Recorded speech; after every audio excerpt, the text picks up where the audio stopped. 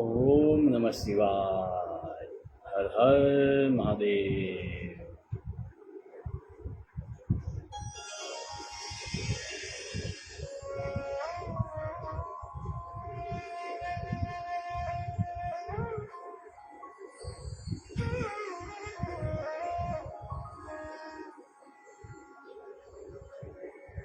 वक्रतुण्ड महाकाय सूर्यकोटि समप्रभा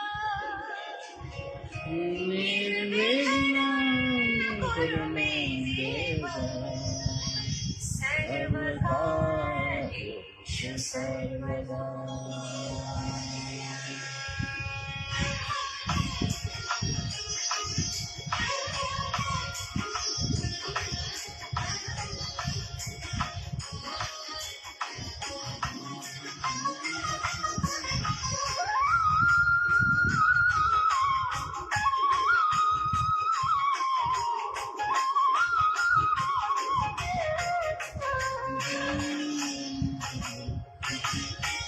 वक्रतुण्ड महाकाय सूर्यकोटि समप्रभा निर्विघ्नं कुरु मे देव सर्वकार्येषु सर्वदा।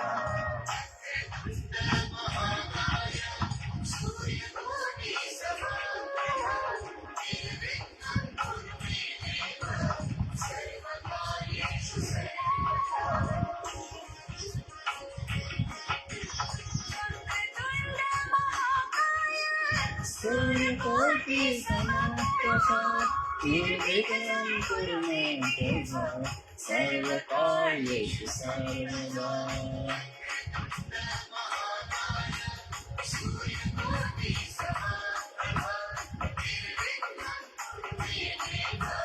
सर्वकार्येषु सर्वदा।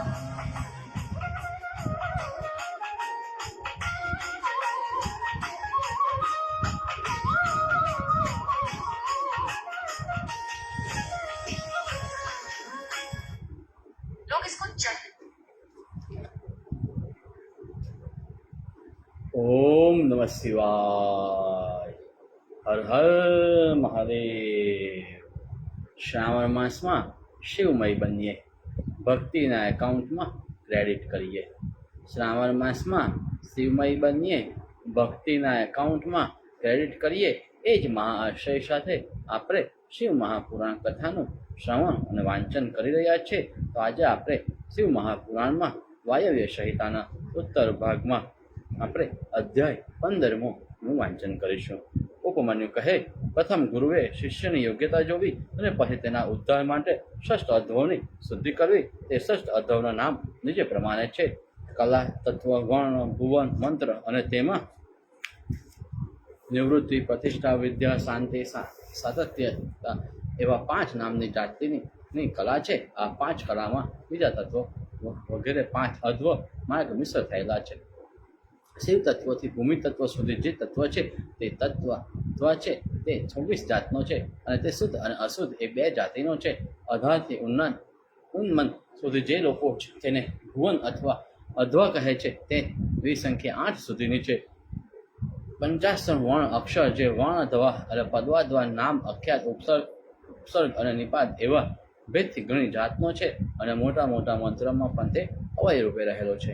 મંત્ર અધ્વા 7 કરોડ મંત્ર રૂપે રહેલો છે અને તેમાં પરાવિદ્યા રહેલી છે, તેને લીધે તે અખિલ જગતમાં વ્યાપીને રહેલો છે। આ મંત્ર અધ્વા સર્વ મંત્રના મુખ્ય છે। જેમ શિવ તત્વમાં મુખ્ય છે તેમ અધ્વામાં પણ છે, પરંતુ શિવ તત્વથી જેમ બહાર મનાય છે તેમ આ મંત્રમાં પણ ગણાતા નથી, તેમ સ્વતંત્ર જ ગણાય છે। કલાધ્વા પોતે સર્વ વ્યાપીને રહેલા છે અને બીજા અધ્વા તેનાથી મિશ્રિત થઈને રહેલા છે। જે માણસ તત્વ વડે અસત્વના રૂપને જાણતો નથી તેને અધ્વ શુદ્ધિ બરોબર ખબર પડતી નથી, માટે યથાર્થ રીતે તેના સ્વરૂપને જાણી દેવું, આથી તેને આત્મશુદ્ધિથી બરોબર ખબર પડે। કુંડ મંડળ વગેરે પહેલાની માફક બરોબર પૂર્વ વિદ્યામાં 2 હાથનું એકમ મંડળ પૂરું કરવું, પછી સાધકે નાહી ધોઈ તૈયાર થઈને પશ્ચિમની પેટે શિવની પૂજાનો પ્રારંભ કરવો। પૂજા થઈ રહે એટલે 4 શેર ચોખાની ખર રાંધેલી હોય તેમાંથી અર્ધનું નૈવેદ્ય ધરવું, પછી બાકી હોમ કરવા રાખી મૂકવી, પછી પેલા કરી રાખેલા મંડળમાં 5 કળશનું સ્થાપન કરવું, તેમાં બિંદુ તથા નાદ સહિત મૂળ તંત્ર નમઃ શિવાયનું આહ્વાન કરવું, ઈશાનનું સ્થાપન મધ્યમાં કુંભમાં કરવું અને સન્મુખમાં કુંભમાં પુરુષ ભગવાનનું સ્થાપન કરવું, દક્ષિણમાં રહેલા કુંભમાં અધોનું સ્થાપન કરવું, વામ ભાગમાં વામ નામના ભગવાનનું સ્થાપન કરવું અને પશ્ચિમમાં સદ નામના ભગવાનનું સ્થાપન કરવું. પછી રક્ષા મંત્રથી રક્ષણ કરી પહેલાં રાખી મૂકેલા પ્રયાસમાંથી અગ્નિમાં હોમ કરવો અને બાકી જે રહે તે શિષ્યને જમાડવો અને પહેલાંની માફક તર્પણ પ્રયત્ન કરવું અને તે પણ આહુતિ હોમ પછી પ્રદીપન કરવું. તેમાં ઘણા મંત્રો ભણી દીપ એવી શંકરની મૂર્તિ ધ્યાન કરી ઓમ નમઃ શિવાય પટ સ્વાહા આ મંત્રથી અંગો વડે અગ્નિમાં હોમ કરવો, જેમાં માત્ર 3 આહુતિ આપવી. આહુતિનું કામ પૂર્ણ થઈ રહે એટલે બ્રાહ્મણની કન્યાએ કાતેલું સૂત્ર લઈ તેના 3 આંટા કરી વણી શિષ્યની શિખામાં બાંધવું. પછી અંગુષ્ઠની માંડી તારવા સુધી તે સૂત્ર અડાડવું. ત્યાં રહેલી સુષુમ્ના નામની આ નાડીને ત્યાં સાથે તેની માનસિક યોજના કરવી. આ કર્મ થઈ રહે એટલે મૂળ મંત્રથી પણ આહુતિ આપી શાંત મુદ્રાની સન્મુખ શિવને બેસાડી તેના હૃદયમાં પુષ્પનો ગોટો મારી ચૈતન્યને 12 તત્વ ફેરવવા. પછી પેલું સૂત્ર તેના શરીરમાં વિતરાયેલું તથા અસ્ત્ર વગેરેથી તેનું રક્ષણ કરી પોતાના મનમાં શિષ્યમાં દેહનું મનન કરવું. તેમાં શિષ્યથી આવરદા ઉત્પત્તિ જાતિ વગેરે સર્વનું ધ્યાન કરવું. પછી પેલા સૂત્રમાં સાંતિત્ય અને કલાના નામ પ્રમાણે યોજના કરી તેની પૂજા કરવી અથવા આકાશ તેમના બીજથી પૂર્વ કહ્યા પ્રમાણે કરીને તત્વમાં કહેલા મનનો વિચાર કરવો. માલિદમાં રહેલી કલાઓને જોઈ બીજાને હોમી કલાને પ્રગટ કરવી. ફરીને શિષ્યને મસ્તકમાં પુષ્પની મારા મારી સાતિત્યથી કલા વગેરેમાં સૂત્રનું સ્થાપન મહામંત્ર ભણીને કરવું. આવી રીતે શાંતિથી કર્મો કરી 3 આહુતિ આપી મંડળમાં શિવનું પૂજન કરવું અને ત્યાં શિવની દક્ષિણ બાજુએ શિષ્યને બેસાડવું અને પોતે આચાર્ય ઉત્તરાદી મુખી બેસવું. પછી શિવનું પૂજન શિષ્ય કરી રહે એટલે આચાર્ય 4 ચરુ બાકીમાંથી વધેલું જે પાયસાન હોય તેને શિષ્યને આપવું. શિષ્ય પોતે માથે ચડાવી તેનું ભક્ષણ કરી જવું અને 2 વાર આચમન લઈ શિવ મંત્રનું સ્મરણ કરવું. પછી બીજા મંદિરમાં જવું, ત્યાં પણ આચાર્ય આપેલું પંચ ગવ્ય હોય તે શિષ્ય પીવું. પછી 2 વાર આચમન લઈ શિવનું સ્મરણ કરી ત્રીજા મંદિરમાં જઈ આચાર્ય શિષ્યને દંત ધાવન દાતાર આપવું. તે શાસ્ત્રમાં કહ્યા પ્રમાણે 12 આંગળીનું પવિત્ર આપવું તે લઈ શિષ્ય પૂર્વાદી મુખ્ય બેસી ચાવવું. પછી તે પોતાના દાંતને સાફ કરવા દાંતણ થઈ રહે એટલે તે દાંતને ધોઈને નાખી દેવું. તેના કોગરા કરી 2 વાર આચમન કરવું. પછી શિવનું સ્મરણ કરી શિવના મંદિરમાં પ્રવેશ કરવો. ગુરુએ તેના તરફ જોવું. તે દાંતણ કરે કે કરી રહ્યો છે તો તે દાંતણ કરી રહ્યો હોય તો શિષ્યના દોષની શાંતિ માટે તેની 4 દિશાઓમાં 100, 50 અને 25 આહુતિ હોમ કરવો અને પછી શિષ્યને સ્પર્શ કરી તેના કાનમાં શિવ મંત્ર કહેવો. શંકરના દક્ષિણના ભાગમાં જે શિષ્ય એક પવિત્ર દર્ભનું આસનમાં બેસાડવો. શિષ્ય ત્યાં શિવ મંત્રનું ધ્યાન કર્યું. પછી રાત્રે જ્યારે પડે ત્યારે તે જગાએ સૂઈ જવું. જ્યારે શિષ્ય સૂઈ જાય ત્યારે ગુરુએ તેની ઉપર એક વસ્ત્ર ઓઢાડી મૂકવું અને પછી ભસ્મ, તિલ અને સરસવને 3 લીટી 3 પ્રમાણે શિષ્યની આસપાસ કરવી અને અસ્ત્ર વગેરેથી તેના રક્ષણ કરી બહારના ભાગમાં બલિદાન આપવું. સવારે જ્યારે શિષ્ય જાગે ત્યારે તરત પોતાના ગુરુ પાસે જઈ રાત્રિના જોયેલું સ્વપ્ન કહી બતાવવું. પછી નાહી ધોઈ શિવ મંદિરમાં જવું અને આચાર્યને પ્રણામ કરવા. પછી પ્રથમ દિનની પેઠે દિવસે પણ પૂજન કરવું અને ગુરુ શિષ્યએ નેત્રની બાંધી મંડળમાં દર્શન કરાવવા. ઉપરથી પુષ્પની વૃષ્ટિ કરવી. જ્યાં પુષ્પ પડે તેના નામની નેત્રથી બાંધી મંડળમાં દર્શન કરવા. ઉપરથી પુષ્પની વૃષ્ટિ કરવી. જ્યાં પુષ્પ પડે તે નામથી શિષ્યનું નામ પાડવું. પછી તે મંડળમાંથી નિર્માલ્યને બહાર કાઢી નાખવા અને પોતાના શિષ્યને જે દુઃસ્વપ્ન થયું હોય તેની શાંતિ માટે પ્રથમ તેને પેઠે પૂજા કરી હોમ કરવું. તે હોમ મૂળ મંત્ર વડે કરવો અને તેમાં આહુતિ 100 અથવા 50 સુધી આપવી. પછી શિષ્યના મસ્તકમાં શિખાય બાંધેલું સૂત્ર આચાર્ય પકડીને પ્રથમની માફક સર્વ ક્રિયા કરવી અને તેમાં નિવૃત્તિ કલા વગેરે પૂજા તથા વાનગી સ્વરૂપનું પૂજન કરવું. આ સૂત્ર રૂપે રહેલા શિષ્યને પુષ્પનીમાંથી પ્રથમની માફક સાધન કરવું, તેનું પૂજન વગેરે કરવું અને આગળ કહેવાશે એવી 14 યોનિમાં તેની વ્યાપકતા થાવ એમ પ્રાર્થના કરવી. પછી આચાર્ય દેવતાની 8 જાતિ, પશુ પક્ષીની 5 જાતિ અને 1 જાતિ માણસની એમ મળીને 14 જાતિ પ્રવેશ કરવા માટે સર્વ અધિષ્ઠાન વાગ્યના શિષ્યમાં આત્માનો પ્રવેશ કરાવો. ગર્ભની સિદ્ધિને માટે દેવને પ્રણામ કરી વિધિ પ્રમાણે હોમ કરી કર્મની પ્રવૃત્તિઓ વિચાર કરવો. પછી કર્મનો ભોગ અને આવરદા આવરદાની શુદ્ધિ અથવા તેને રૂપ આત્માને જે બંધ હોય તેનો નાશ કરવા માટે આચાર્ય શિષ્ય ઉપર કૃપા દ્રષ્ટિથી જોઈ આગળ કહેલી પાસને કાપી નાખવું. તેમાં પ્રથમ શિષ્યને ચૈતન્ય શુદ્ધ કરવું, પછી અગ્નિમાં પૂર્ણ આહુતિ આપી બ્રહ્માની પૂજા કરવી. તેથી પાસે શિવની આજ્ઞા કહેવું કે હે મહારાજ, આને શિવ પદમાં જ્યાં અટકાવશો નહીં, આવી આજ્ઞા સંભળાવી તેનું પાછું પૂજન કરી શિવ પૂજાની કરાવી અને તળ આહુતિ આપીને નિવૃત્તિ કલાથી શિષ્યના આત્માને શુદ્ધ કરીને સર્વ યોનિમાં તેના પ્રવેશનું ચિંતન કર્યા પછી વાઘદેવીનું પૂજન અને તળ આહુતિ હોમ કરવું. પછી શિષ્યના આત્માની પ્રતિષ્ઠા કલામાં ભાવનામાં કરવી અને તે ક્રિયા થઈ રહ્યા પછી પ્રથમનું કર્મ પાછું કરવું. પછી પૂર્ણચંદ્ર સરખા વાઘદેવીનું મનમાં ધ્યાન કરવું અને વિષ્ણુ પાસે જઈ શિવ દીક્ષા માટે આજ્ઞા લઈને વિષ્ણુદેવનું વિસર્જન કરવું. પછી પ્રતિષ્ઠા કલાનું આહ્વાન કરવું અને તેની વ્યાપ્તિનું તથા વાગીસા દેવીનું પણ કરવું. પછી જાજ્વલમય અગ્નિમાં હોમ રુદ્રની સેવા કરીને પૂજા વગેરે અર્પણ કરવા. આ કર્મ થઈ રહે એટલે તે નીલ રુદ્રને પણ રજા આપી એક મનથી વિદ્યા કલામાં શિષ્યની ભાવના કરી પોતાનું ધ્યાન કરવું. તેમ વાગીસા દેવીનું પણ ધ્યાન કરવું.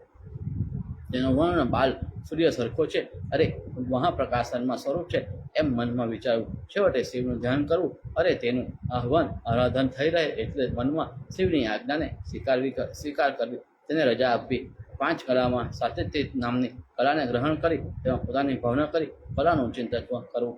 સર્વ ઠેકાને વ્યાપક વાગીસા દેવીનું પણ ચિંતન કરવું. તે સાથે તે કલાના આકાશમંડળ જેવી પ્રકાશિત અને તેજસ્વી છે તેનું પૂજન કર્યા પછી તેને વિસર્જન કરી વાગીસા દેવીને પ્રણામ કરી તેને પણ રજા આપી. છેવટે 5 કલાથી પરમ ઉત્તમ શક્તિમાં લઈ થયેલી સાતત્યની ભાવના કરવી અને છેવટે શક્તિનું ધ્યાન કરવું. પછી શિષ્યને માયારૂપ શક્તિથી પાસે લાવી ગુરુએ એક કાતર લેવી અને શિવશાસ્ત્રમાં કહ્યા પ્રમાણે પોતાના શિષ્યને શિખાનો છેદ કાપી કરવો અને આ છેદની સાથે આગળની બાંધેલું દોરો પણ કાપી નાખવો. તે શિખામાં છાણ ભેરવીને તે અગ્નિમાં હોમવી અને પછી મંત્રના અંતમાં વશિષ્ઠ તેવો ઉચ્ચાર કરીને તે કાતરને ધોઈ નાખવી. શિષ્યના બાહુને ધોરાવી તેના દેહમાં ચૈતન્યનું સ્મરણ કરવું. તે સ્મરણ કર્યા પછી તેને આચમન લેવડાવી સ્વસ્થિત વાંચન કરાવવું. પછી તેને મંદિર પાસે લાવવું અને પ્રારંભ કરવા તથા વિધિ પ્રમાણે પૂજા વગેરે ક્રિયામાં જે કાંઈ દોષ થયો હોય તેની શુદ્ધિ માટે હળવે મંત્રનો ઉચ્ચાર કરી અગ્નમાં હોમ કરવું. વળી શંકરનું પૂજન કરી મંત્રની શુદ્ધિ માટે મનમાં મંત્રનો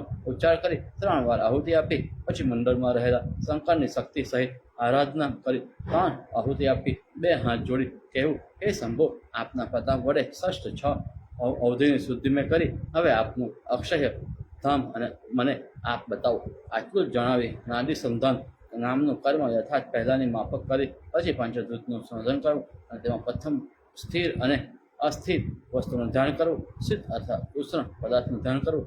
આવી રીતે ધ્યાન થઈ રહ્યા પછી પરમાત્મા પંચમહાભૂતને યોજવા અને શિષ્યના શરીરને શોધી બ્રહ્મરથમાં રહેલા અમૃતથી તેને નવરાવી તેનું શરીર 6 અવધવમય શુદ્ધ કરવું. તેમાં પ્રથમ સાતિત્યથી કલા મસ્તક યોજવી, ગળાથી નાભી પર્યંત વિદ્યા કલા યોજવી અને તેની નીચે પ્રતિષ્ઠા કલા પણ યોજવી.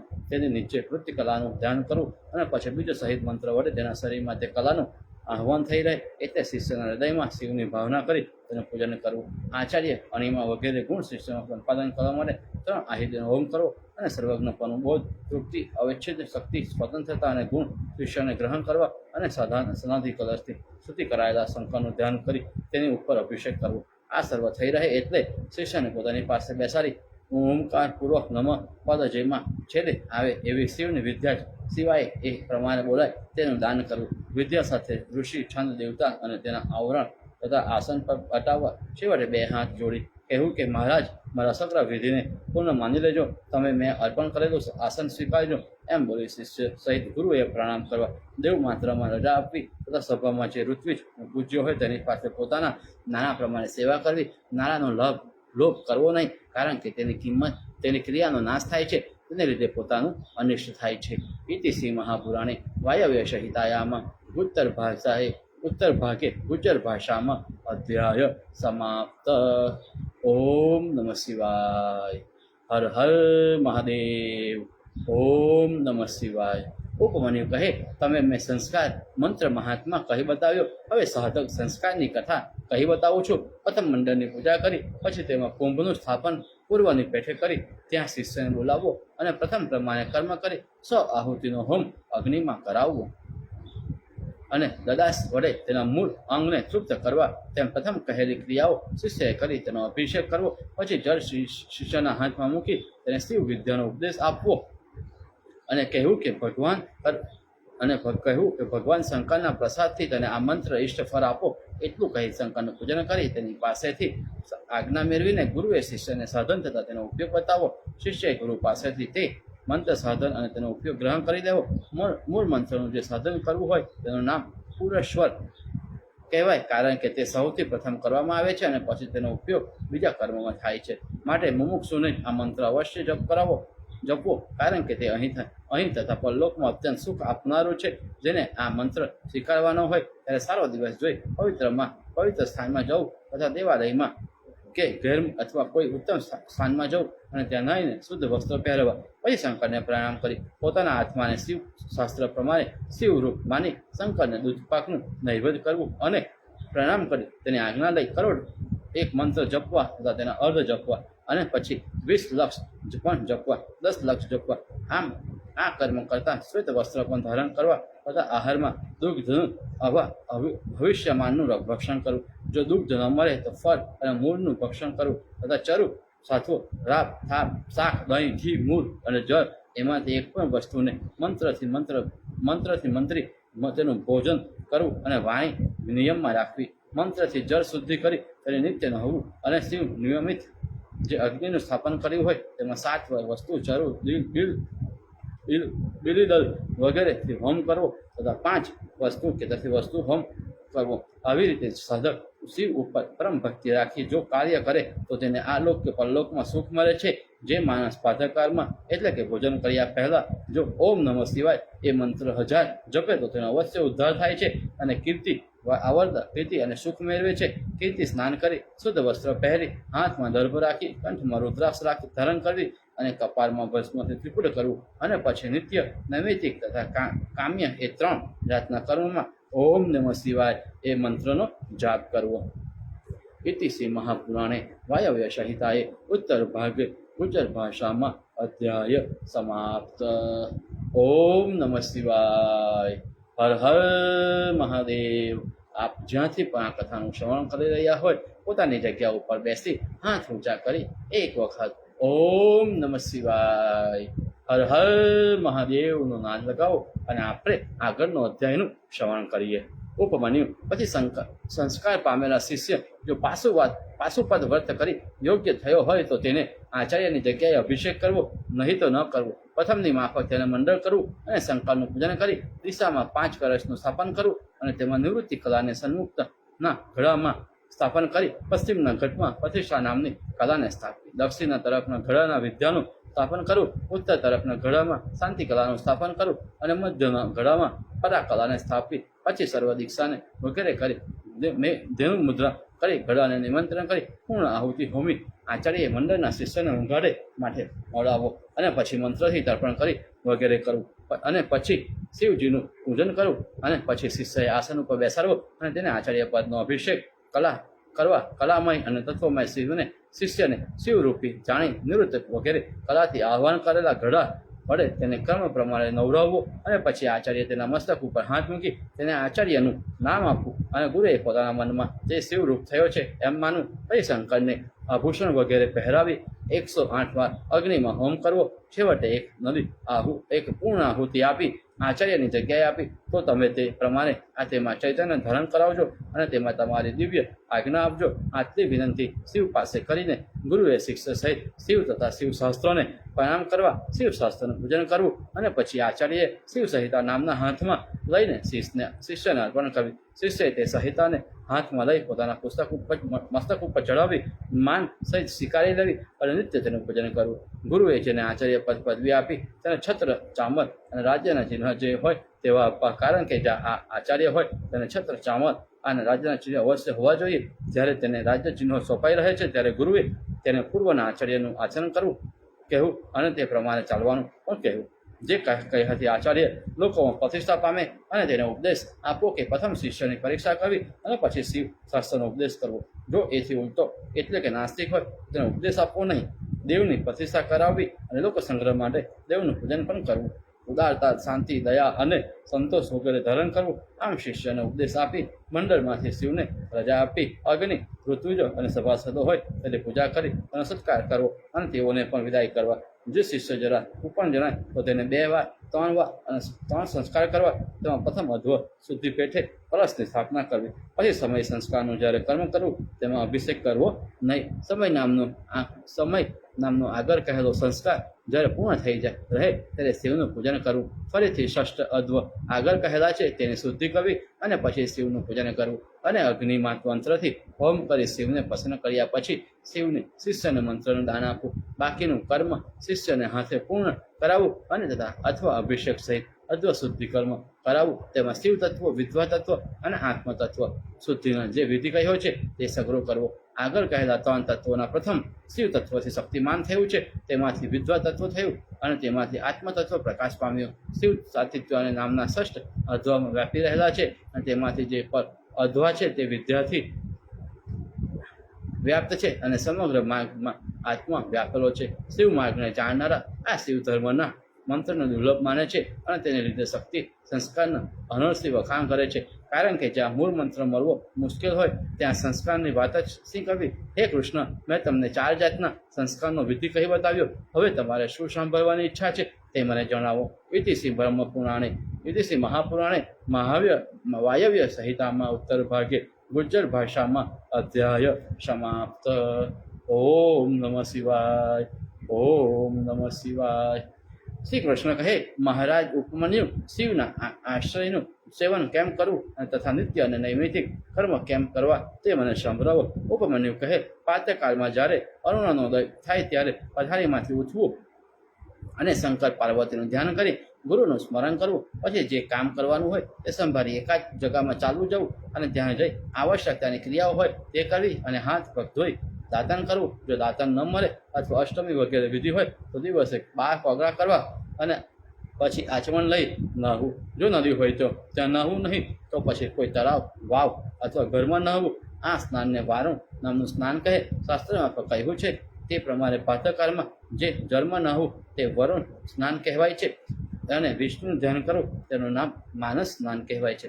જ્યારે સ્નાન કરવા જવું ત્યારે સઘળી સ્નાનના પદાર્થોને નદીના કિનારા પર મૂકવા અને બહારના ભાગમાં મળનો ત્યાગ કરી જળમાં નહાવું. વળી શરીરમાં મૃત્તિકા છોડી પાછું નહાવું. પાછું બહાર આવી શરીરમાં છાણ ચોપડવું અને પછી નહાઈને પહેરેલું ભીનું વસ્ત્ર કાઢી નાખવું અથવા તેને પાણીમાં ધોઈ નાખવું અને પછી તરત જ બીજા વસ્ત્ર પહેરી લેવા. જે બ્રહ્મચારી હોય, તપસ્વી હોય અથવા વિધવા હોય તેને સુગંધિત દ્રવ્યની પોતાના મળને ત્યાગ કરવા નહીં. તે દાતન પણ કરવું નહીં.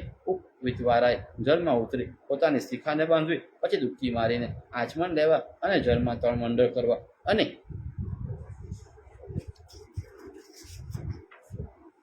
પછી શિવનું સ્મરણ કરવું અને શક્તિ પ્રમાણે મંત્ર જપવું. પછી ત્યાં તરત ઊભું થઈ આચમન લઈ મંત્રથી પોતાના શરીરને નવડાવવું. પછી આગળની નદીના કિનારે ઉપર મૂકેલા ગોસુદ, દર્ભ, ખાખરો, કમર, વિધિની અને કળશની વગેરેથી 5 વાર અથવા 3 વાર નહાવા. વખતે જળની પોતાના ઉપર અભિષેક કરવો. જો વરુણ સ્નાન કરવાને અશક્ય હોય તો તે એક લુગડાને ભીંજવીને મસ્તકથી જરણ પ્રયાસ કરી સર્વ શરીર લૂછી નાખવું અથવા શિવનું નામ લઈ ભસ્મથી સ્નાન કરવું. આ સ્નાનને અગ્નિ સ્નાન કહે છે. આપો હિસ્સા નામનો મંત્ર ભણી સ્નાન કરવું તેમ નામ મંત્ર સ્નાન કહેવાય છે. તેમાં પણ જે શિવનું નિત્ય ધ્યાન કરવું તે સ્નાન ઉત્તમ સ્નાન ગણાય અને તેનું નામ આત્મીય સ્નાન કહેવાય. સ્નાન થઈ રહે એટલે પોતાની શાખા અને સૂત્રમાં જે લખ્યું હોય તે પ્રમાણે આચમન વગેરે બ્રહ્મયજ્ઞ કરવો. પછી પિતૃ તર્પણ દેવતા તર્પણ કરી શંકરની વિધિ પ્રમાણે પૂજન થઈ રહે એટલે આદિત્યરૂપ ભગવાન શિવને અર્ધ આપવો. આવી રીતે પોતાના સૂત્રમાં કહ્યા પ્રમાણે કર્મ કરીને હાથ પગ ધોઈ કરન્યાસ કરવો. જ્યારે કરન્યાસ થઈ જાય રહે એટલે સુગંધી જળને હાથમાં લઈ દર્ભની સરીથી અહોશ્રેષ્ઠા એ મંત્રનો ભણતો જવો અને શરીરને ઉપર મંજન કરવું અને જે બાકી જળ રહે તે ડાબી નાસિકા વડે પી જવું. પોતાનો દેહ શુદ્ધ થયો એમ માનવું. ડાબી નાસિકાથી પાપ ચાલ્યું ગયું એમ ભાવના કરવી. આમ આચમન, માર્જન અને જળનું નાસિકાથી પાન કરી સુધી તેને ધરતી ઉપર નાખી દેવું વગેરે સર્વ કર્મને છઠે દેવ ઋષિ, ભૂત, પિત્ત વગેરે યથાવિધ અર્ધદાન આપવું અને પછી રતાંજલિના ચંદનનું એક હસ્તપાત્રનું વંદન કરવું અને તેમાં રત્નનું સુવર્ણ વગેરે મૂકવા અને સૂર્યની મૂર્તિ આલેખવી અને તેનું પૂજન અખોરાક કાંઈ કેવો શિવશાસ્ત્રનો મંત્ર ભણીને કરવું. આથી મનુષ્ય સુખ પામે છે. તે પછી ફરીથી એક મંડળ કરી તે સૂર્યના અગ્નિ સહિત તે મંડળ પૂંજવા અને પછી એક સુવર્ણનું પાત્ર લેવું, તેમાં ગંધ, ચંદન, અક્ષત, પુષ્પ, તિલ, વગેરે અને પંચગવ્ય વગેરે સર્વો ભરીને તે પાત્ર વંદન કરનારા પ્રથમ તે હાથથી જાલી પોતાના મસ્તક ઉપર મૂકીને સાષ્ટાંગ પ્રણામ કરવા અને પછી તે અર્ધ સૂર્યને અર્પણ કરવું. ખોબામાં જળ અને દર્ભ રાખી મૂળ વિદ્યાને ભણીને આકાશમાં રહેલા સૂર્યને અર્ધ આપવું અને પછી કરન્યાસ કરી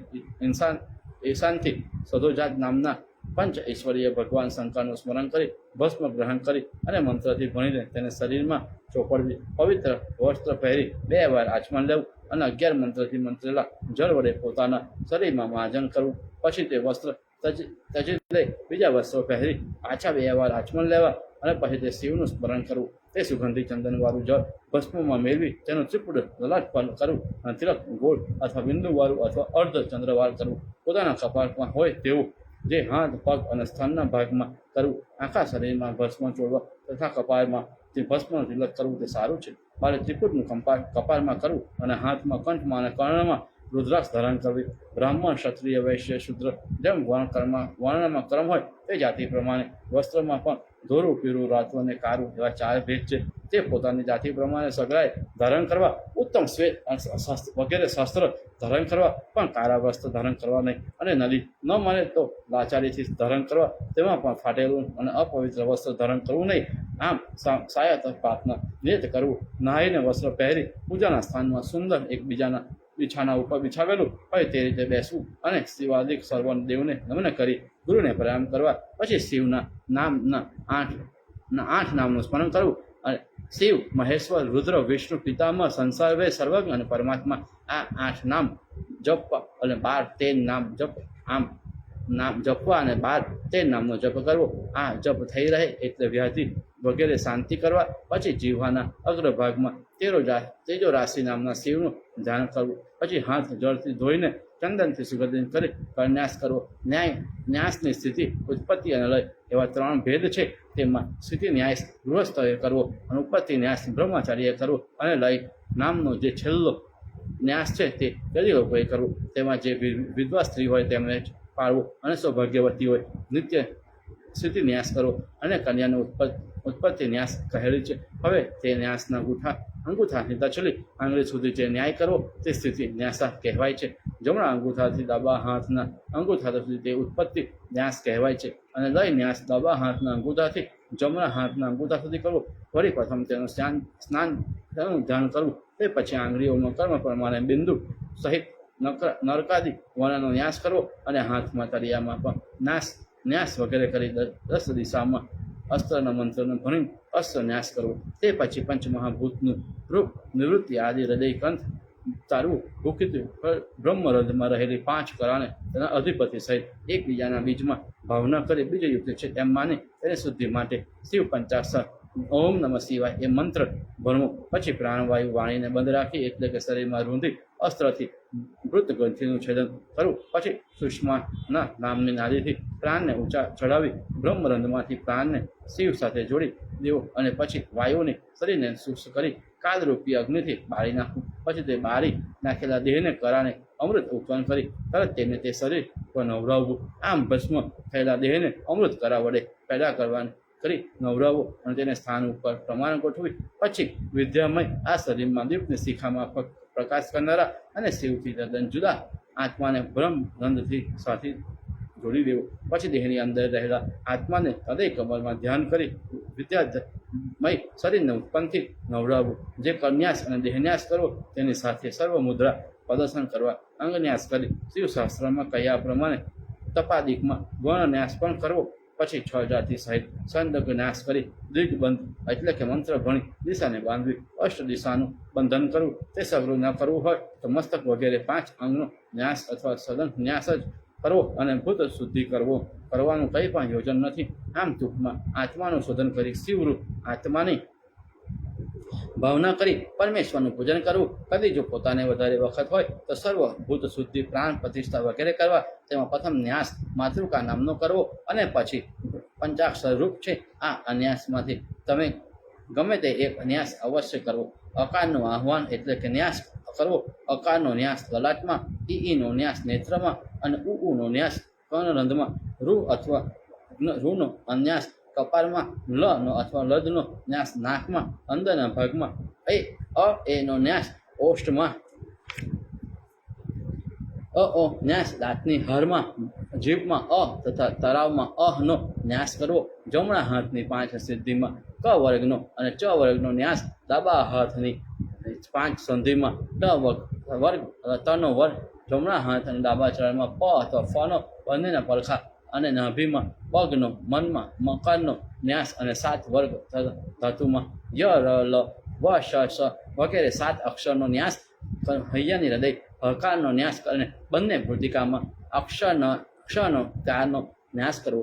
આવી રીતે 50 વર્ણનો સગળ શરીરની સંધિમાં ન્યાસ કરવો. અર્ઘ વક્ર તથા કરાભેદ વડે પંચબ્રહ્મનો ન્યાસ પણ કરવો. ન્યાસ કરવો ઘટે તો કરવો, નહીં તો શિષ્યના ગૃહ ભાગ્યમાં તથા હાથ પગ અને મુખ વગેરેમાં ધ્યાસ કરવો. પછી કરા વગેરેનું આહ્વાન પંચતંત્રમાં કરવું. તેમ 4 મુખમાં પણ 4 કરાનો ન્યાસ કરવો અને અઢોરની 8 કરાનું આહ્વાન મન કંઠ નાભી કાન પડ અને છાતીમાં કરવું. જાંઘ કેળ પડખા અધોધાર ઈડી સ્થાતર અને ગોઠણ વગેરે વામદેવની 13 કરાનું આહ્વાન કરવું. તેમ કલ્પ જાનારા વિદ્યાને સતોજાત નામના શિવની 8 કરાનો ન્યાસ તે કરાનું આહ્વાન કરવું. તેમ કલ્પ જાણનાર વિદ્યાએ સતોજાત નામના શિવની 8 કરાનો ન્યાસ હાથ નાસિકા મસ્તક અને બાહુમાં કરવો. આ 38 કરાનો ન્યાસ કરી પછી પ્રણવ ન્યાસ કરવો ને ન્યાસ બાહુ કાંડા કોડી પડખા પેટ જાંઘ પગ વગેરે જેના પછવાડેનો ભાગ વગેરે સર્વ સંધિઓમાં કરવો. પછી હંસ ન્યાસ કરવો. તેમાં પ્રથમ બીજનો વિભાગ પાડી નેત્ર નાસિકા લલાટ કાંખ અને કાંદ વગેરેમાં ન્યાસ કરવો. પછી પંચાક્ષરનો ન્યાસ કરવો, જેથી મનુષ્ય શિવરૂપ થાય. જે શિવરૂપ નથી થયો તે પૂજન ભજનની મના છે તે શિવની ગતિને પામતો પણ તે માટે પશુ સમાન છોડી શિવરૂપ આત્માને જાણી પછી કર્મમાં કરવા. આ દુનિયામાં કર્મયજ્ઞ, તપયજ્ઞ, ધ્યાન યજ્ઞ, જ્ઞાન યજ્ઞ એ 5 યજ્ઞમાં કેટલાક કર્મયજ્ઞ, કેટલાક તપયજ્ઞ, કેટલાક જપયજ્ઞ અને કેટલાક જ્ઞાન યજ્ઞમાં મગ્ન રહે છે. પરંતુ સર્વથી જ્ઞાન યજ્ઞ ઉત્તમ છે. કર્મયજ્ઞમાં પડે એટલે તે કામના લપટાઈ રહે છે અને નિષ્કામ યજ્ઞ કરે છે. રુદ્રમાં લોકમાં જાય છે અને ત્યાં ભોગને ભોગવી પાછો આ દુનિયા ઉપર પડે છે. તેમ તપોયજ્ઞને પાછો તે તપોવડ વડે જઈને હેઠે પડે છે. જપ યજ્ઞ કરનારો જપમાં પ્રતાપ વડે ઉત્તમ જ્ઞાન પામે થોડા વખતમાં શિવના સાનિધ્યને પામે છે. આ સગળા યજ્ઞોમાં મુખ્ય કર્મયજ્ઞ ઉત્તમ છે, કારણ કે તે યજ્ઞ પછી બીજા યજ્ઞો થઈ શકે છે. પરંતુ ધ્યાન યજ્ઞ ઉત્તમ છે, કારણ કે તેમાં કોઈ જાતનું બંધન નથી અને 5 યજ્ઞમાં પણ ધ્યાન યજ્ઞ શ્રેષ્ઠ છે. જે માણસ ધ્યાન અને જ્ઞાનથી પવિત્ર છે તે સંસાર સાગરને તરી જાય છે અને હિંસા વગેરે દોષ રહિત તથા પવિત્ર મનનો છે. બહારના અનેક કર્મ કરે તથાપી જે માણસ ધ્યાન યજ્ઞ નથી કરતો તેનું સગળું કર્મ વૃથા થાય છે. જે માણસ હાથમાં રહેલું ફળ મૂકી દઈ પોતાનું કાંડું ચાટવા અને ખાવા લાગે તો તેને કશો ફાયદો મળે નહીં. તેમજ બહારની ઉપાધિમાં પડી અંતઃકરણમાં વાસનારા ભગવાન શિવને છોડી દે તો તેને ઈશ્વરનું સુખ મળતું નથી. માટે ધ્યાનથી ઈશ્વરના રૂપને પ્રત્યક્ષ કરવું, જેથી જીવ પણ તેના રૂપને પામે અને બીજા અન્યથા જ્ઞાન મેળવી ધ્યાન કરવું અને તેનો વિચાર કરવો. ત્યારથી તરત મુક્તિ થાય છે. બ્રહ્મરંધ્ર, મસ્તક, લલાટ, ભુક્તિકા, મધ્ય ભાગમાં, નાસિકાના ભાગમાં, મુખમાં, કાંધમાં, મનમાં અને નાભીમાં શ્રદ્ધા વડે ધ્યાન અથવા જ્ઞાન યજ્ઞ વડે શિવનું ધ્યાન તથા પૂજન કરવું. તેના રૂપને અંતઃકરણમાં કલ્પના કરવી અથવા મૂર્તિ તથા કોઈ યજ્ઞની વેદિકા હોય તેવા શિવ તથા શક્તિની ભાવના કરી પૂજા કરવી. આમ પૂજામાં તત્પર રહેવું. કદી અંતઃકરણમાં પૂજા કરતો હોય તો તે બહારની પૂજાનું પ્રયોજન રહેતું નથી, તો પણ કરે તો ઉત્તમ ગણાય છે. ઇતિશ્રી મહાપુરાણે વાયવ્ય સંહિતામાં ઉત્તર ભાગે ગુજ્જર ભાષામાં અધ્યાય સમાપ્ત. ઓમ નમઃ શિવાય. હર હર મહાદેવ. ઓમ નમઃ શિવાય.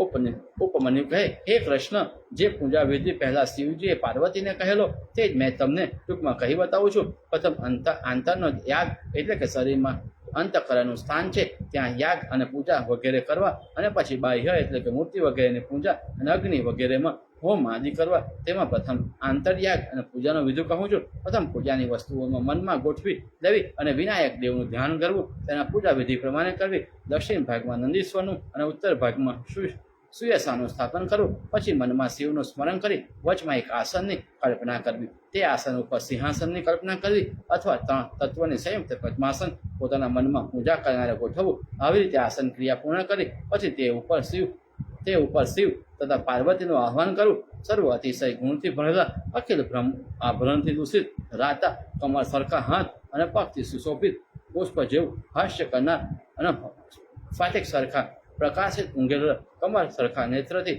મોહ પમાડા 4 ભુજિકાથી અલંકૃત મનોહર ચંદન ધારણ કરનારા, હાથમાં અભયવર અને મૂર્ખ અને પરશુને ધારણ કરનારા, કંઠમાં સર્પની માલાથી સુશોભિત ઉમાથી રહિત એવા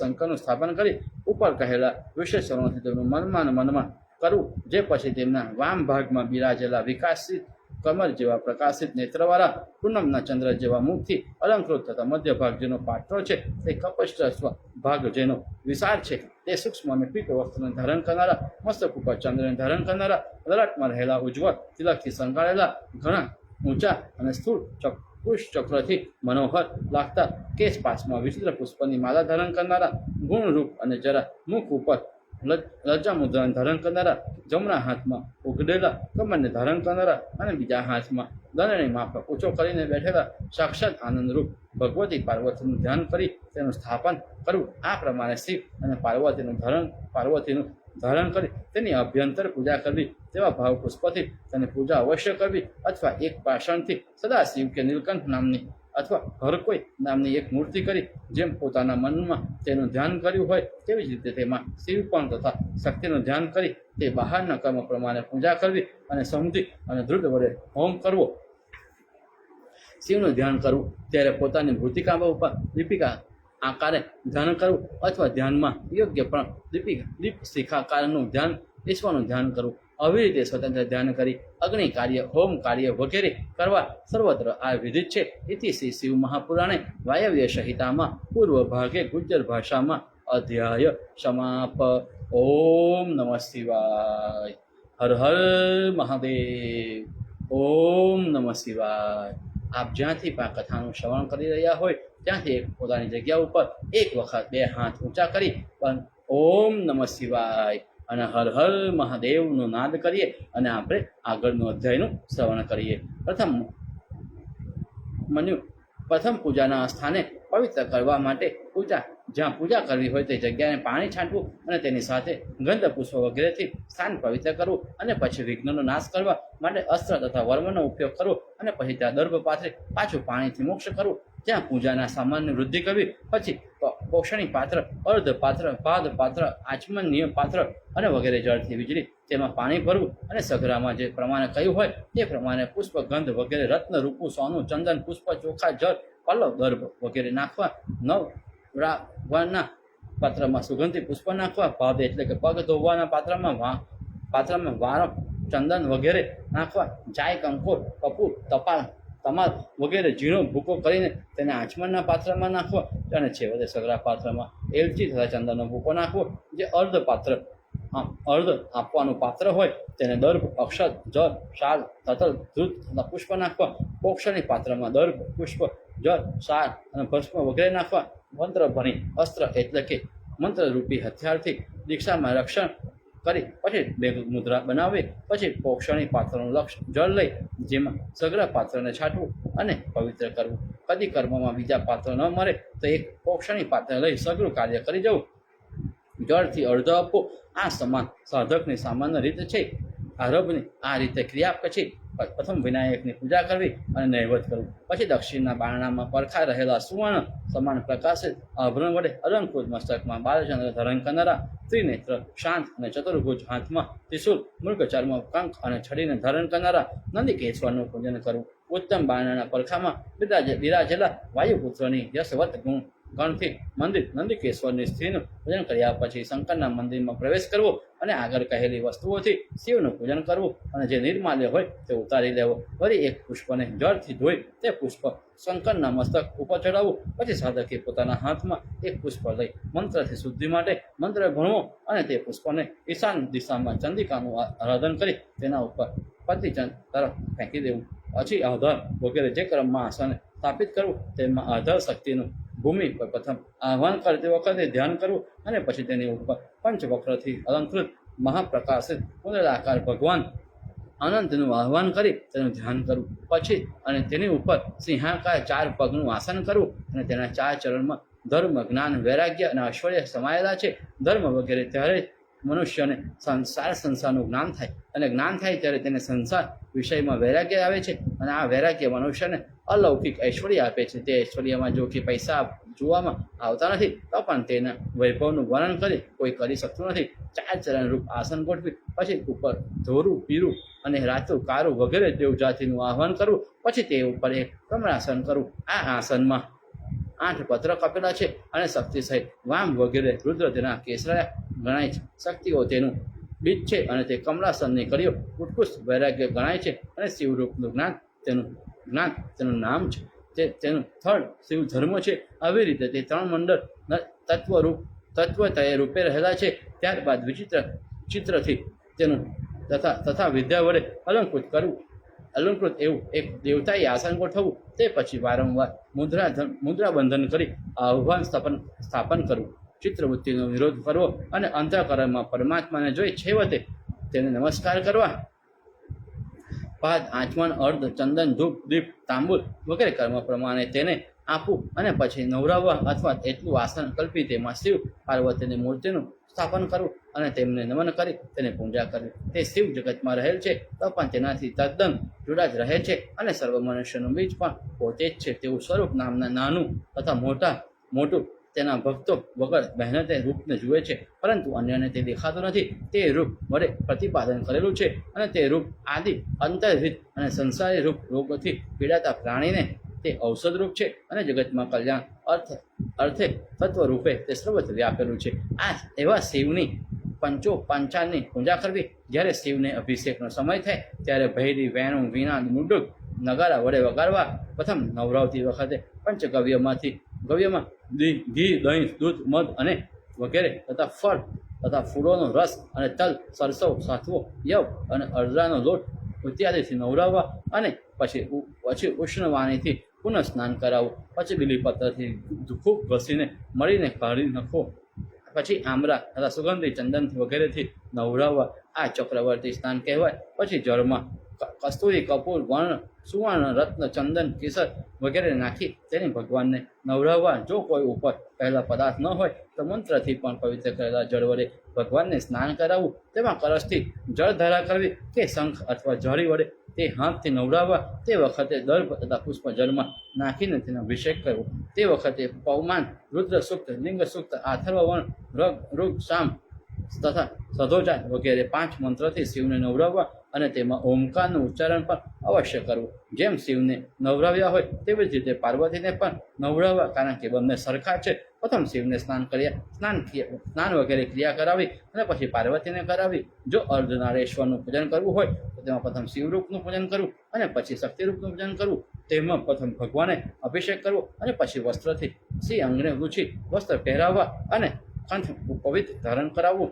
પાદ, આચમન, અંત, ગંધ, પુષ્પ વગેરે અર્પણ કરીને પછી આભૂષણ પહેરાવવા અને તેના સન્મુખ ધૂપ દીપ કરી નૈવેદ્ય ધારણ કરવા. પછી મુખ માટે પવિત્ર અને સુગંધી જળની જાળી ભરીને મૂકવી અને આપણા મનમાં ભાવના કરવી કે તે પોતાનું મુખ જળપાન કરીને શુદ્ધ કર્યું છે. પછી તે પાસે આચમન પત્ર મૂકી આચમન કરાવવા અને મુખવાસ આપો કે પછી ભગવાનને મુકુટ પહેરાવ્યો અને બીજા મણી વગેરે ગહેણા પહેરાવવા અને નેત્રમાં આંજન, આંચું, છત્ર, પંખો અને અરીસો ભગવાનની પાસે મૂકી પ્રથમ અરીસો દેખાડવો. પછી પંખાની પવન નાખી આરતી કરવી અને તે વખતે નૃત્ય ગીત કરવું, વાંદિત્ર વગેરે વગાડવા અને મંગલ સૂક્તનું પાઠ કરવું. આરતીનું પાત્ર સુવર્ણ ન હોય તો રૂપાનું પાત્ર તાંબાનું પાત્ર લેવું અને તેમાં અક્ષત, પુષ્પ, ચંદન વગેરે નાખવા તથા શંખ, પદ્મ, ત્રિશૂળ અને વ્રજ વગેરેના ચિત્રો કરવા અને પછી 8 દીવા કરી મધ્યમાં એક દીપ મુખ્ય કરી તેના વામ અને 9 દેવીનું પૂજન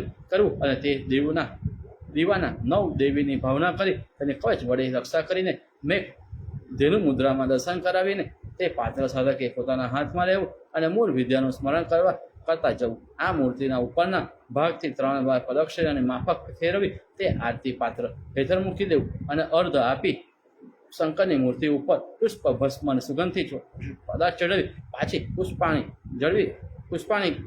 પુષ્પાજળી કરવી અને ઉપહાર વગેરે ભગવાનને પાછા અર્પણ કરવા. તેમાં ભોજન સુધીનું સઘળું કાર્ય પાછું કરીને પછી જળથી 5 આચમન થઈ રહે એટલે સુગંધિત ચૂર્ણથી ભરેલું પાનનું બીડું અથવા બીડાને તે ભગવાનની સમક્ષ ધરવા અને પાત્રને ધોઈ એક તરફ મૂકી દેવા. ઘડી ગાન તાન ભગવાન પાસે શરૂ કરવા અને મૂર્તિમાં શિવ તથા પાર્વતીની ભાવના કરી તેમાં નામનું સ્મરણ કરવું. પછી પ્રદક્ષિણા કરી પ્રણામ કરવા અને પછી આત્માને શિવ પ્રત્યે અર્પણ કરવો અને તે જ પોતાના મનમાં કરવાની ઈચ્છા હોય તે કાર્યને વિનયપૂર્વક જણાવી દેવું. એટલે કે તરત સિદ્ધિ પામે. પછી ક્ષમા માંગી વિસર્જના કરવી અને તેના સ્વરૂપનો પોતાના આત્મામાં વિચાર કરવો.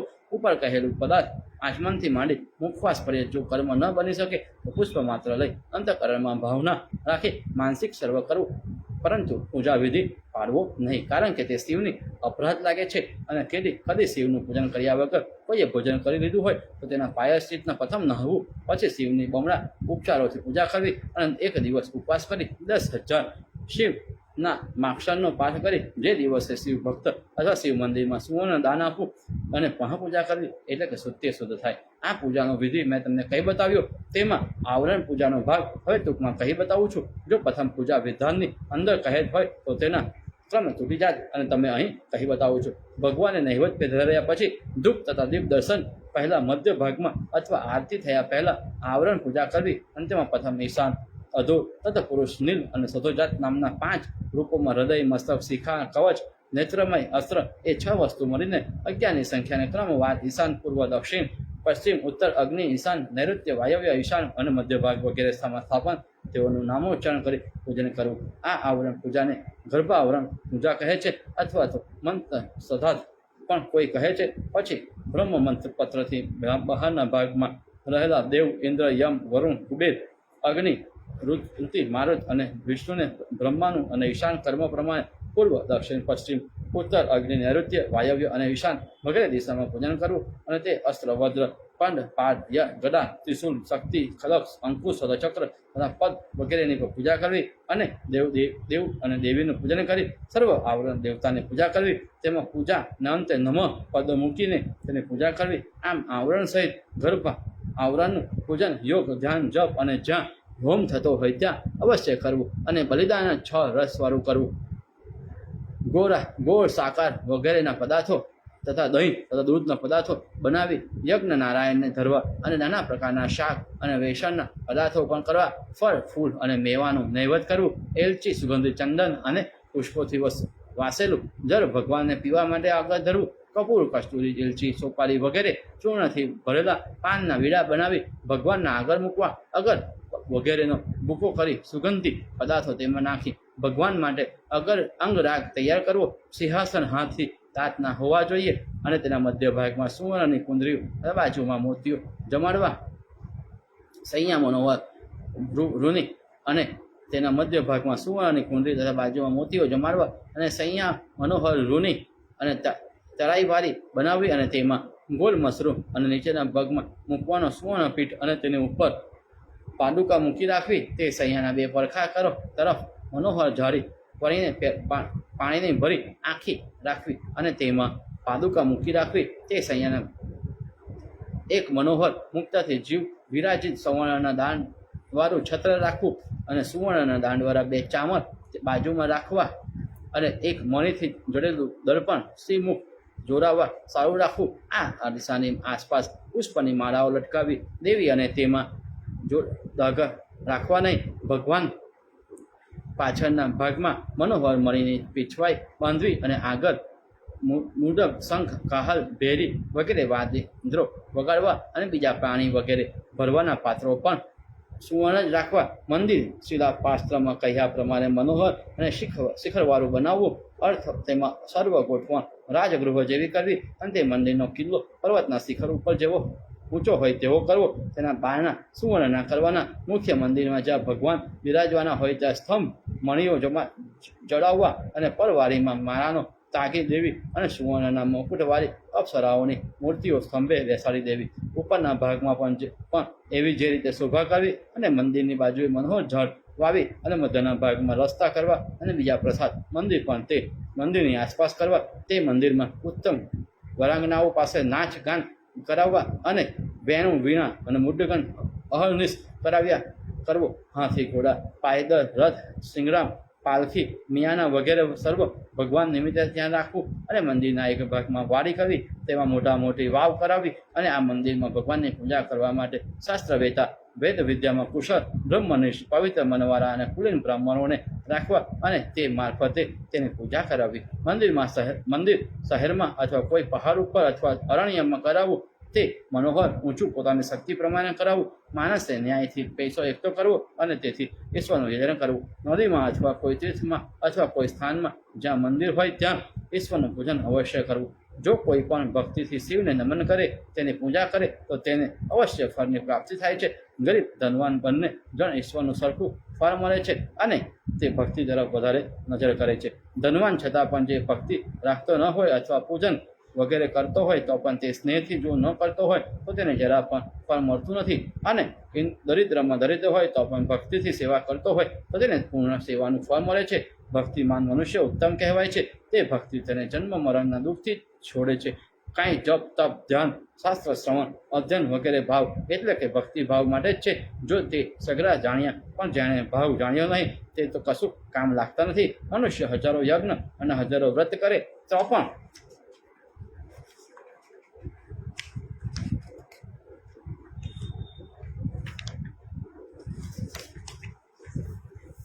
જે ભક્તિહીન હોય તો તેને કશું ફળ મળતું નથી. શિવના ભક્તને મહિનામાં ઉપવાસ કરવાનું પણ કંઈ કારણ નથી. જેઓ ગિરિગૃહમાં જઈને અનેક વર્ષો સુધી તપ કરે છે પણ તે વૃથા છે, કારણ કે ભાવ વગર કશું બનતું નથી. માટે ભાવ એટલે કે ભક્તિ રાખો, જેથી તે કૃષ્ણ મહારાજ તમારો ઉદ્ધાર થઈ જશે. કર્મના 3 વિભાગ પાડેલા છે. તેમાં મુખ્ય કર્મ સાત્વિકનું, જેમાં નિસ્દિન યોગિક લોકો મચ્યા રહે છે અને કર્મ કરનારા મધ્યમાં સ્થિતિના લોકોને રજોગુણને અનુસરે છે. રાક્ષસ હલકા અને અત્યંત તમો ગુણ કર્મ કરે છે. તેમાં બીજા પણ પોતાની કામનાથી સિદ્ધિ માટે સાત્વિક રાજસ અને તામસ દેવનું ભજન કરે છે. ટૂંકમાં કહેવાનું કે જેઓ ભગવાનની આ ભાવનાની પૂજા કરે છે તેઓ અવશ્ય સુખ પામે છે. ભલે દુષ્ટ સંસારમાં તેઓ ગમે તેવો હોય તો પણ તે જો ભક્તિથી મારે શરણે આવે તો હું તેનો ઉદ્ધાર કરું છું. આટલા માટે ભક્તિથી શિવનું પૂજન અવશ્ય કરવું. બ્રહ્મ હત્યા કરનારા, માતા પિતા બહેન ગાય અને વગેરેનો નાશ કરનાર, દારૂનું પાન કરનારા, ગુરુ નિશામાં કટાક્ષથી બોલનારા અને ચોરી કરનારાઓ પણ કડીપણાની શિવ પૂજન કરે તો તેઓ પાપથી મુક્ત થાય છે. પરંતુ શાસ્ત્ર વેતા છતાં પણ જેઓ શિવનો અનાદર કરે છે તેઓને તેના નાસ્તિકપણાને લીધે કશું ફળ મળતું નથી. આમ શાસ્ત્રના બધા વેદ કહે છે, મનુષ્ય પાપાચરણ કરી કદી પંચાક્ષરનો પાઠ 100 વાર કરે તો તે પાછો પવિત્ર થાય છે. જેઓ વ્રત તપ વગેરે કરે છે તે શિવલોકમાં જતા નથી અને પંચાક્ષરના જપથી શિવલોક ફરે છે. માટે તપ વ્રત અને યજ્ઞ શિવ મંત્રથી ઉતરતા છે એમ સમજવું અને શિવ મંત્ર તેઓ કરતાં 100 ગણા ઉત્તમ છે. જેઓ સંસારમાં બંધાયેલા અથવા મુક્ત થયેલા કદી રુદ્ર સૂક્ત અથવા શિવ પંચાક્ષરને એકવાર શિવ પૂજન કરે તો તેનું આ જગતમાં કશું કરવું રહેતું નથી. આટલા માટે બાહ્ય વિષયને છોડી માણસે શિવ પૂજન કરવું અને મંત્ર અથવા શિવ શક્તિથી શિવનું પૂજન કરવું. શિવ ભક્તે ક્રોધને જીતવો અને કદી નામ પાત્ર શિષ્ય હોય તો તેણે પણ દીક્ષા લેવી, કારણ કે તેને સર્વનો અધિકાર પૂર્ણ રીતે મળેલો હોય છે. ભક્તે પાતાકારમાં પૂજન કરવું અથવા 3 વખત પૂજન કરવું. જે મનુષ્ય સાયં પ્રાતઃ શિવ પૂજન કરે અને તેઓને સાધારણ ન ગણતા ગણની ગણનામાં ગણવા, જે મનુષ્ય દુર્લભ દેહનો મેળેલો હોય તેમ છતાં પણ મૂર્ખ અને પશુની માફક બેદરકારી રહે તો કોઈ વખત શિવનું પૂજન કરતા નથી અને તેઓ આ સંસારમાં વારંવાર જન્મ મરણ પામે છે. જેઓ ઈશ્વરમાં લીન આસક્તિનો જન્મ સફળ ગણાય છે અને તેઓ દરબાર સ્ત્રી પુત્ર નાનું વગેરે સારી રીતે મેળ મળે છે. શિવ પૂજન પણ ઈચ્છિત ધનની પ્રાપ્તિ થવી તે જ છે. જેઓ સર્વ વસ્તુઓ છોડી તપ કરી અંતે ઇન્દ્ર વગેરેનું રાજ્ય માંગી લે છે તેઓએ કાર માંગ્યો હોય એમ સમજવું. શિવનું પૂજન કરનારાઓ યશ, કીર્તિ, સાત્વિકપણું અને શૌર્ય પોતાની મેરેજ મેળવે છે. માટે જેને કલ્યાણની ઈચ્છા હોય તેને તો એકવાર પરમાત્માનું પૂજન કરવું અને આત્મા તેમાં અર્પણ કરી બીજી વસ્તુઓનો નાશ કરવો. અવરદાનો નાશ થયા વાર નથી લાગતી. જુવાનીમાં પણ તરત જતી રહે છે. તેમાં વ્યાધિ આવતા પણ કંઈ ખબર પડતી નથી. માટે જેમ બને તેમ શિવના ધ્યાન પૂજનમાં તત્પર રહે, જેથી કલ્યાણ પરંપરાનો સરસ અનુભવ થાય છે. આ જગતમાં શિવ પૂજન જેવો બીજો એક પણ ધર્મ નથી. આમ જાણીને નિત્ય તેનું પૂજન કરવું. જો મંદિર જણાવી તેમાં તેનું પૂજન કરવાની મરજી હોય તો કુટુંબીજનોએ ભોજન કરાવવું અને તે મંદિરની આસપાસ મનોહર કોમળ સુગંધી વૃક્ષો રોપવા અને મહોત્સવ કરવો અને તેના દેવતાઓને બલિદાન આપવું. પછી વાંદિત્રમાં નાદ સહિત પોતે તે મંદિરની સન્મુખ ઊભી ધૂપ, દીપ, નૈવેદ્ય અને અન્ન સહિત જળ આપી તેનો ઉત્તર દિશા તરફ મુખ કરી અનેક બાજટ ઉપર ઊભું રહેવું અને જે અન્ન વગેરે શંકરને અર્પણ કર્યું હોય તે અને તેમાંથી બાકી રહેલું હોય તે સગરું ચંદ્ર દેવને અર્પણ દેવું અને પછી વિવિધ પ્રમાણે હોમ કરી પૂજાનો બાકીનો ભાગ પૂરો કરવો અને ત્યાં મંત્ર જપ પણ વિધિ પ્રમાણે કરવો. અનેક મનોહર સોનાનું અથવા રૂપાનું અથવા રત્નજડિત હોય તેમાં શંકરના પશુપાત અસ્ત્રનું આહ્વાન કરવું અને તે પાત્ર એક બ્રાહ્મણને શણગારી તેના મસ્તક ઉપર મૂકી તે મંદિરને 3 પ્રદક્ષિણા કરવી. સાથે વાદ્યંત્ર વગાડવા તથા નૃત્ય અને ગીતો ગૌડાવવા. કેટલાકના હાથમાં ધ્વજા આપવી અને તેને પ્રદક્ષિણામાં સાથે ફેરવવા. આમ 3 પ્રદક્ષિણા થઈ રહે એટલે યજમાનને મંદિરના બારણા પાસે જઈ બ્રાહ્મણના મસ્તક ઉપરથી તે અસ્ત્રવાળું પાત્ર ઉતારવું અને મંદિરમાં લઈ જઈ તેનું વિસર્જન કરવું અને તેમાં પ્રથમ કહ્યા પ્રમાણે પ્રદક્ષિણા કરી 8 પુષ્પ ભગવાનને અર્પણ કરી પૂજા સમાપ્ત કરવી. ઓમ નમઃ શિવાય. હર હર મહાદેવ. ઓમ નમઃ શિવાય. શ્રાવણ માસમાં શિવમય બનીએ, ભક્તિના એકાઉન્ટમાં ક્રેડિટ કરીએ. શ્રાવણ માસમાં શિવમય બનીએ, ભક્તિના એકાઉન્ટમાં ક્રેડિટ કરીએ. એ જ મહાઆશય સાથે આપણે શિવ મહાપુરાણ કથાનું શ્રવણ કરી રહ્યા છીએ. આજની કથાનું અહીં જ આપણે વિરામ આપીશું. આવતીકાલે સવારે ફરીથી આપણે શિવ મહાપુરાણ કથાનું શ્રવણ કરવા માટે એકત્રિત થઈશું. આપ સર્વને આ કુટુંબીજનો સાથે, સ્નેહી મિત્રો સાથે આ કથામાં હાજર રહેવા માટે હું ભાવભીનું આમંત્રણ આપું છું અને આજની કથાને અહીં હું વિરામ આપું છું. ઓમ નમઃ શિવાય. ઓમ ભગવાન શંકર આપના ઉપર કૃપામય થાય, આપણને કૃપા અર્પણ કરે અને માતા સરસ્વતીના આશીર્વાદ પ્રાપ્ત થવો અને સુખ, સમૃદ્ધિ અને શાંતિ અને સંપત્તિ પ્રાપ્ત કરો એવા જ અને સ્વાસ્થ્ય સાથે આપ શિવમય બનો એવા જ આ પ્રાર્થના સાથે આજની કથાને હું વિરામ આપું છું. ઓમ નમઃ શિવાય. ઓમ નમઃ શિવાય. હર હર મહાદેવ.